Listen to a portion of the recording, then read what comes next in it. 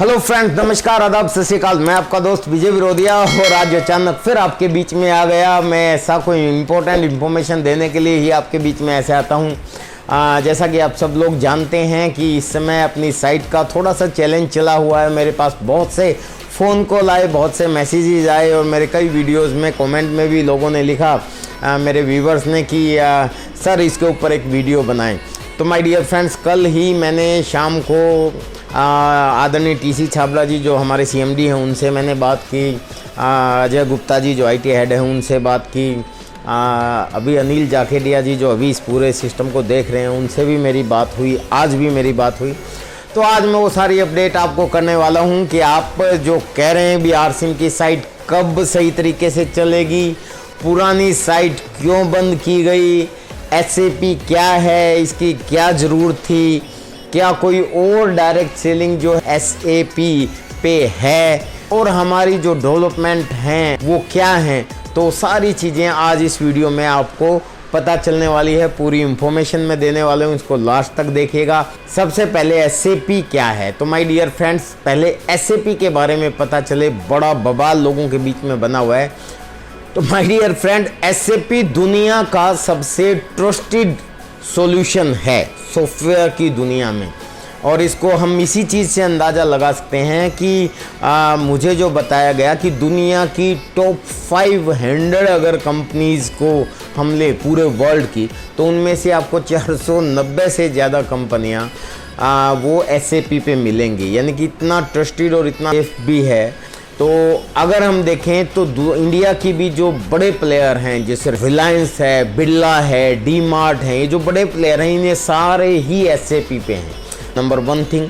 तो इसलिए और हमें अब आरसिम को बहुत ऊंची उड़ान लेनी है, तो उसके लिए हमें एसएपी पे जाना पड़ा। हमारी पुरानी साइट में कोई चैलेंज नहीं आ रहा था, सब कुछ समय से हो रहा था, सारी चीज़ें हो रही थी।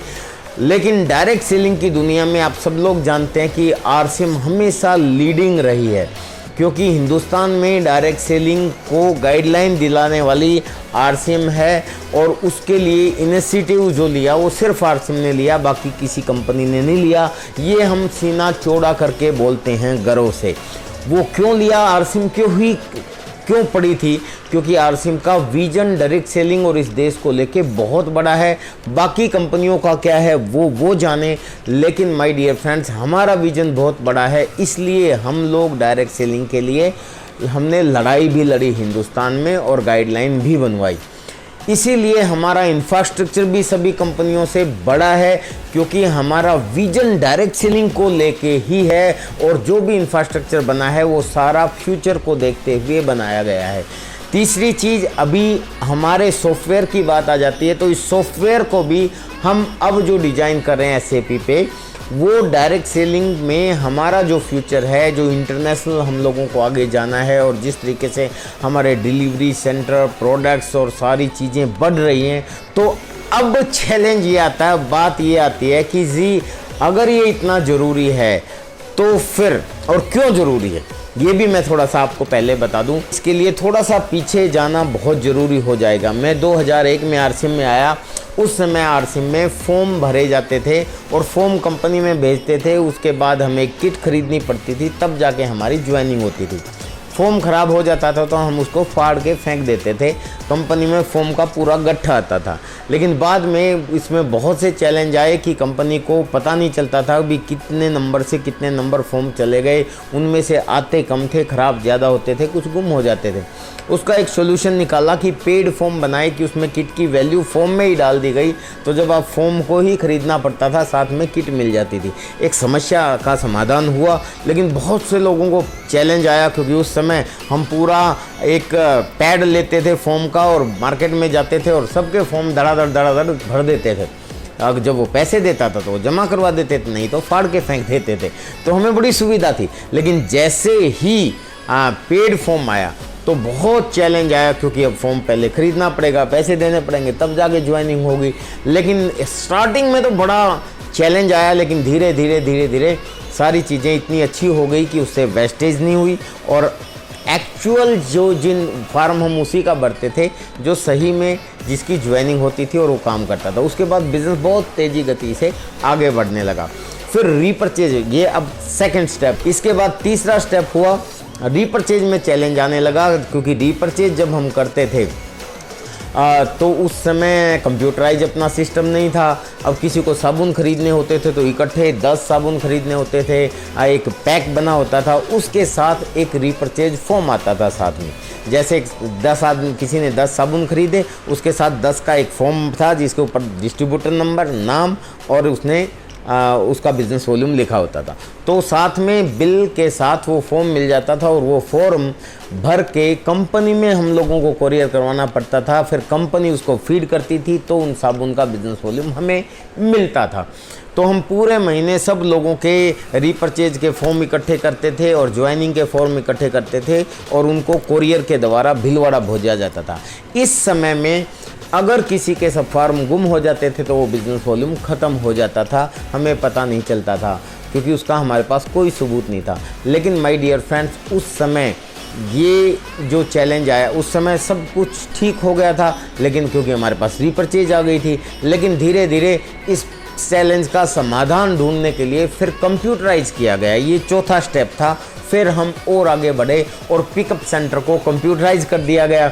अब पिकअप सेंटर पे कंप्यूटर से बिल करने लगे और जैसे ही कंप्यूटर से बिल करते थे तो वो सेव होने लगा बिल कि भी पार्टिकुलर, जैसे विजय विरोधिया ने इतने साबुन खरीदे तो उसका बिल बन गया। अब 10 की बजाय जिसको 5 चाहिए थे या 2 चाहिए थे या 1 चाहिए था, उसका भी बिल बनने लगा। लेकिन उसके बाद जब कंपनी में हमारी टेंशन ख़त्म होगी, अब पीयूसी वाले के पास चला गया, डिस्ट्रीब्यूटर के लिए काफ़ी आसान हो गया। अब पिकअप सेंटर वाला पूरे महीने की सेल को सीडी राइट करता था और कंपनी में कोरियर करवाता था। ये काम शुरू हुआ। अब वो कोरियर अगर गुम हो गई तो कम से कम बिल मार नहीं खाता था, वो थोड़ा सा लेट होने लगा। वो दोबारा सीडी भेजनी पड़ती थी, अगर सीडी करप्ट होगी तब चैलेंज था, तो इसमें टाइम लगने लगा। तो उसके बाद फिर एक स्टेप और हम आगे बढ़े, सब कुछ ऑनलाइन कर दिया गया। अब आप जिस सिस्टम में हैं कि ऑनलाइन आपने ज्वाइनिंग की, आप भर गए, आपने ज्वाइनिंग की या आपने कोई रीपरचेज की, तुरंत आपका बिजनेस वॉल्यूम आपकी साइट के ऊपर आ गया, तो बहुत आसान हुआ। लेकिन स्टार्टिंग में जब कंप्यूटराइज हुआ तब भी बहुत से पिकअप सेंटरों को दिक्कत हुई, डिस्ट्रीब्यूटर्स को भी दिक्कत हुई, बहुत से लोग परेशान हुए कि अब कंप्यूटर लेना पड़ेगा, कौन कंप्यूटर चलाना जानता है, कोई नहीं जानता है, कैसे करेंगे। तो थोड़े से चैलेंज आते हैं, यानी कि जब भी हम कोई अच्छा करते हैं तो थोड़ा सा माय डियर फ्रेंड्स उसमें चैलेंज आता ही है। उसके बाद की आगे की मैं घटना बताता हूँ, आप आज के सारे सिनेरियो को आप समझ जाएंगे। उसके बाद फिर क्या हुआ, जब ऑनलाइन हुआ तो ऑनलाइन में भी बहुत से चैलेंज आए स्टार्टिंग में, लेकिन बाद में इस समय सब स्मूथ हो गया। लेकिन इस समय क्या चैलेंज आ रहा था कि हमें अपनी साइट को चेंज करना पड़ा। तो माय डियर फ्रेंड्स, इस समय हमारा बिजनेस बहुत तेज़ी से आगे बढ़ रहा है, ये आप भी जानते हैं। इवन देन लॉकडाउन के पीरियड में जब सब लोगों के बिज़नेस डाउन हो गए, ख़त्म हो गए, बहुत सी डायरेक्ट सेलिंग कंपनियों तक के बिज़नेस ख़त्म हो गए, वहाँ आरसिम का बिज़नेस बहुत तेज़ी से बढ़ा। ऐसे समय पे भी बढ़ा जब लॉकडाउन था। अब सिचुएशन पूरे भारत में ये है कि लोग ये कह रहे हैं कि सर सिर्फ प्रोडक्ट हमें मिल जाए, जितना बिज़नेस हो वो तो चल ही रहा है, लेकिन प्रोडक्ट की अवेलेबिलिटी और ज़्यादा हो जाए तो हमारा बिज़नेस और तेज़ी से बढ़े। कहीं कोई प्रोडक्ट शॉर्ट हो जाता है, कहीं पे S5 ख़त्म हो जाता है, कहीं पे DHA ख़त्म हो जाता है, कहीं पे बायोएज ख़त्म हो जाता है, कहीं पे हेल्थ गार्ड ख़त्म हो जाता है, कहीं पे बिस्किट ख़त्म हो जाते हैं।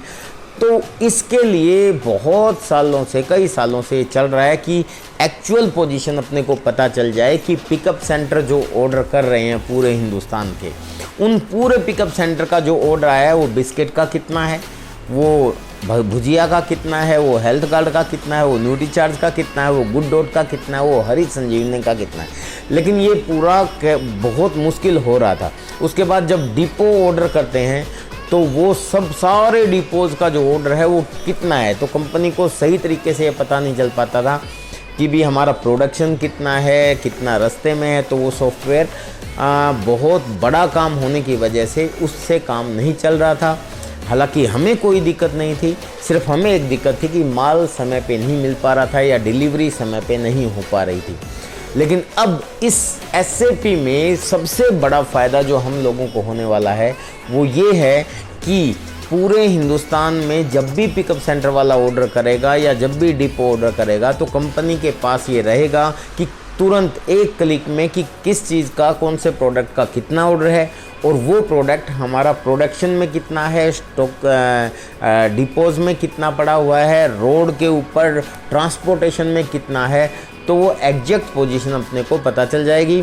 अगर वो शॉर्ट है तो उसका प्रोडक्शन तुरंत हो जाएगा और वो भी पाइपलाइन में आ जाएगा, तो हमें किसी प्रोडक्ट की असुविधा नहीं होगी और ये हमारे लिए बहुत ज़रूरी था।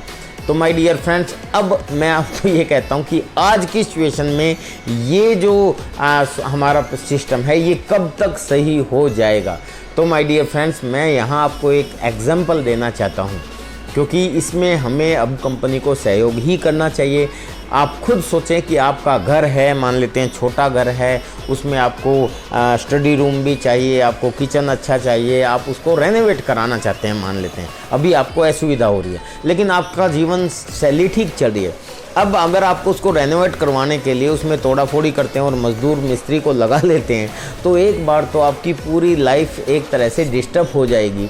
लेकिन जब वो रेनोवेशन का काम पूरा हो जाएगा, उसमें कभी मिस्त्री का कोई चैलेंज आ सकता है, कभी रॉ मटेरियल आपको नहीं मिला, तो कभी आपको अपना सामान नहीं मिल पा रहा है सही जगह पे, खाना हम कहीं और बैठ के बना रहे हैं, पढ़ाई कहीं और जाके कर रहे हैं। लेकिन जब हमारा रेनोवेशन पूरा हो जाता है तो उसी तरीके से हम बड़ी सुविधा के साथ अपने आधार पे, जो हमारी रिक्वायरमेंट थी उसके आधार पे अपनी सुविधाओं को हम उपभोग करना शुरू कर देते हैं और हमारी ज़िंदगी बहुत स्मूथली चलना शुरू हो जाती है। तो माय डियर फ्रेंड्स, ये एक तरीके से आप ये मानें कि आपकी साइट का, आपके बिज़नेस का रेनोवेशन चल रहा है। सबसे बड़ा चैलेंज जो हमारे सामने था वो ये था कि हमारे पुराने सॉफ्टवेयर पे, जिस पे लगभग 20 साल का डाटा था, वो इस पे ट्रांसफ़र करना है।